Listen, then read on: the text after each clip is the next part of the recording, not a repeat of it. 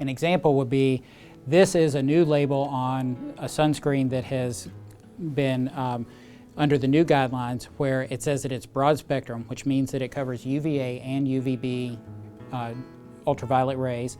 The UVB is typically associated with the sunburns, but both UVA and UVB can be associated with skin cancers, and so we need to protect for both.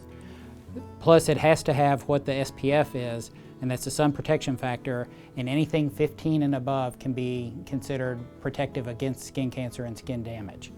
And then also, new labeling says that they cannot, and I don't know how tight you can get on this, but you cannot say that you're waterproof, because nothing's waterproof or you'd never be able to wash it off.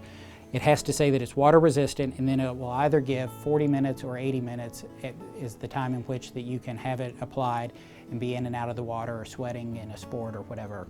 I usually recommend that every 2 hours, and that's also the guidelines for the Dermatology Academy and also for the FDA. According to the FDA, they're supposed to have a 2-year shelf life. I think once or twice a year, people ought to do just a normal surveillance of their body, make sure that they don't see any spots that are new, any spots that are changing, getting bigger, any of that sort of thing.